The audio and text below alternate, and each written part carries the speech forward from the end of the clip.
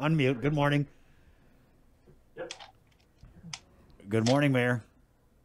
Good morning. There she is. All right. So, of course, thanks for joining us. And we brought you on here because, man, it looks like this audit, they done throw you, the whole council, under the bus.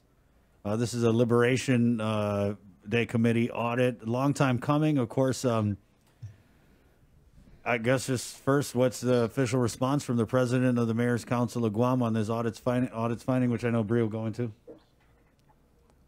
Okay, I just read it this morning, and one of the things it's an opinion of the OPA. Of course, the Mayor's Council by law oversees all of the Liberation festivities, and that the audit is based on the 75th Liberation, which was a milestone Liberation. The proceeds from that, of course, were donations. There was no government funds earmarked just for this, appropriated for this celebration. There were many events that were, of course, being the 75th, we had a big, we oversaw the weekly meetings with the Lieutenant Governor Tenorio as the honorary member of the committee, as well as the speaker. Speaker Barnes was also an honorary member. Mayor, let me just, if I could, just let me interrupt you there, right? So I know that the audit said that while the Lieutenant Governor was a ceremonial chair, it seemed to imply that he was more involved in things than a ceremonial role. So how involved were the speaker and the Lieutenant Governor in awarding some of these unquestioned or these questioned costs? Yeah. Well, one of the things is that, the Mayor's Council being the organization that received under the Guam Island Fair, they received the donations. And then, of course, any vendor payment, we were the ones that did pay out the expenses. So therefore, of course, the audit was based on us receiving money and paying out. And then, of course, there were cases, several events came up to draw the crowd to the Guam Island Fair, which was the Liberation Carnival. And through those events, there were unexpected costs where we had like a car show, dog show, and we purchased prizes through that. And so those were things based on the audit that were unexpected expenses at that point. But Mayor, so it kind of sounds like you're saying that the mayors received the money and paid it out, but who decided who got what in terms of like security contracts or any other types of contracts associated with the running of the big Liberation festivities? So there were RFPs sent out to security companies. And then, of course, based on the bids that's how contractors were selected. The same thing with the event, well, with the exception of some big events where we brought entertainers, local entertainers back home to participate in the 75th Liberation events. So who is in charge of procurement? Okay, so I was in charge of the Queens Committee. Mayor Hoffman and his committee took care of the procuring and distribution of the checks. So that committee, the Finance Committee, actually sent out RFPs, requests for proposals for events, with the exception of big events where we brought entertainers home, local entertainers home from, say, the mainland. And so that was not procured because we were bringing local talents back. But local procurement, as far as services here, it was the Finance Committee that sent out the RFP for that. And the person in charge who chaired the Finance Committee or Finance Subcommittee? It was Teresa Ariola with the Guam Behavioral. She was a volunteer for the the committee as well as Mayor Hoffman. I want to just read a little bit here from, what did you call it? I never heard an audit being called an opinion before. You said it was an opinion from the OPA. Yes. Well, okay, we provide, everybody has their own opinion. After we provided them with the all of the finances from the different committees and then the overall, they do an audit and then they release their audit findings, and it's an opinion. We a lot of the portions of the audit, we were citing the law, several laws. Of course, the procurement law when it came to competitive bids, and then because of the 75th big event, the diamond anniversary of Liberation, bringing local talents home was something that, and like I said, this was not a government appropriation. Right. Yeah. It was. Yeah, that's what I wanted to read to you from the book of the audit here. Yeah. The procurement of goods and services. This is the chapter, the part, ineffective oversight in the procurement process. Procurement of goods and services for the fair were done by individual subcommittees. No committee member oversaw the entire procurement process nor ensured maintenance of procurement records.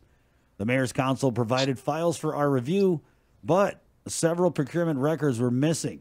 Mayor's Council of Guam stated it followed the procurement process similar to the prior year's fair. However, they believe that following Guam procurement is not practical due to factors including a limited time frame in planning and executing the fair and a lack of annual government appropriations. The fair's funds were from sponsorships, solicitations, and donations, though Mayor's Council of Guam may find it impractical to follow Guam procurement.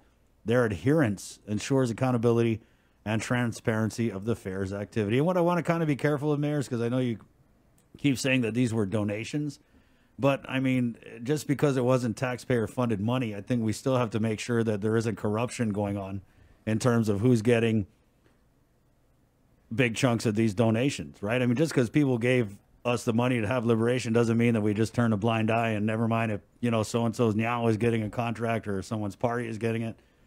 So I just kind of want to be careful about saying that, oh, because it was donations, we could do whatever we want with the money. Because clearly the auditor disagrees. Right. And I understand. And so, several of our big events, our big donors actually sponsored particular events. Several donors said, okay, we're sponsoring the concert for July 4th. And another donor said, we're sponsoring the concert for the July 21st. So the big ticket events were sponsored by several sponsors collectively, or several sponsors had choices. They were given the list of activities and they chose to sponsor particular events.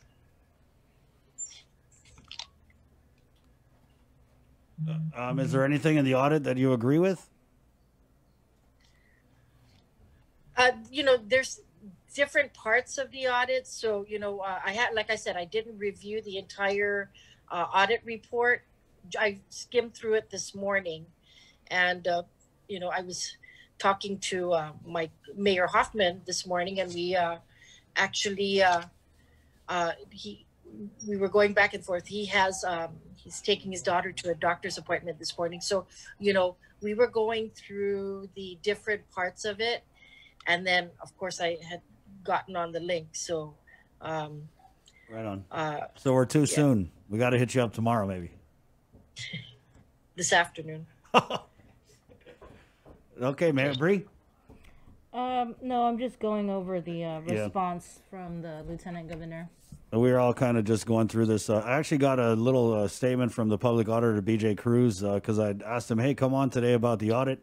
As you guys, I'm sure you know, he's Lieutenant Governor Josh Tenorio's uncle.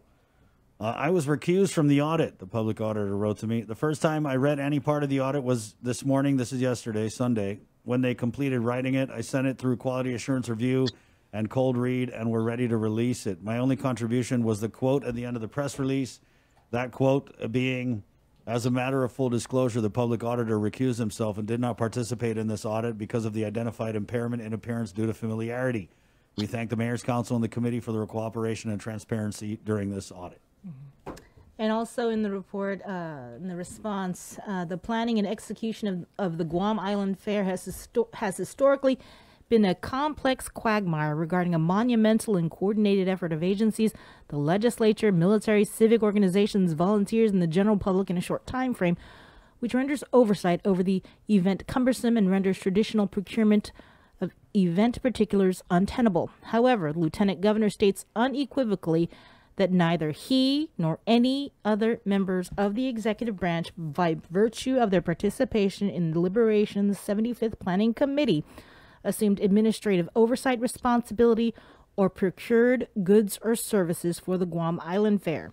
The Lieutenant Governor's staff were actively involved in planning the event and assisting in its execution to help achieve the goals of the MCOG and to ensure the event's success.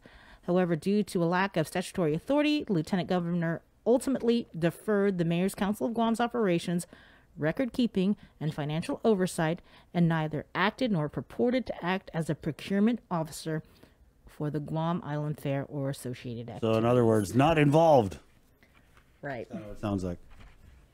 And he's absolutely right. We actually are the carekeepers of all the books and all the invoices, the receipts, the RFPs.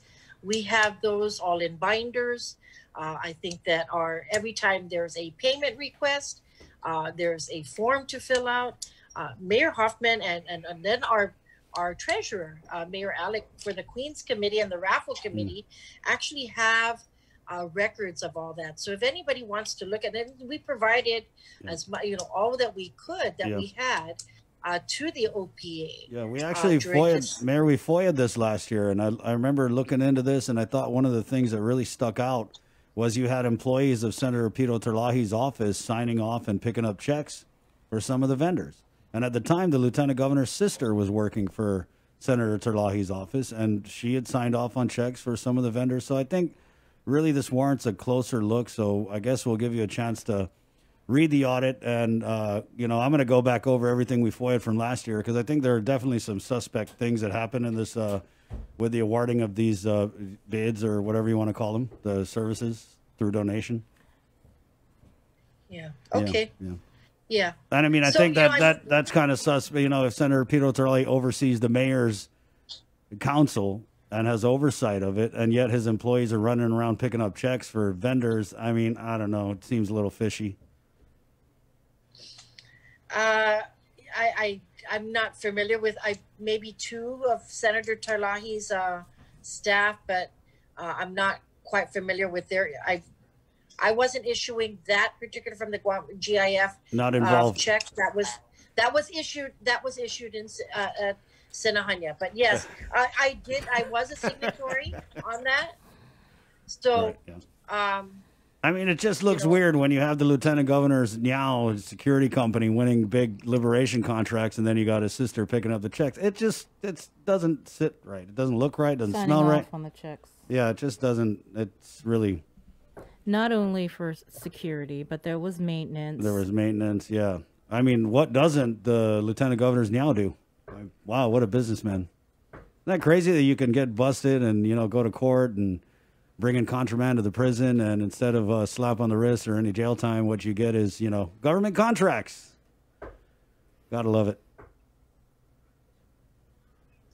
Thank you, Mayor. Okay. I don't want you to, yeah, it's okay. Oh, by the way, since we do have you on the line, are you guys doing anything for Halloween? I just wanted to touch bases with you on that.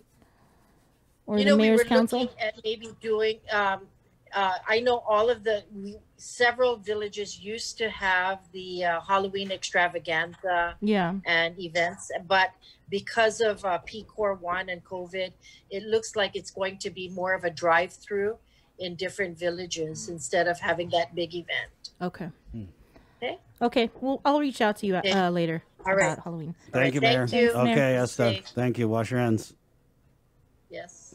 Well, it looks like a lot of the mayors are washing their hands of this. The Lieutenant Governor washed his hands of it.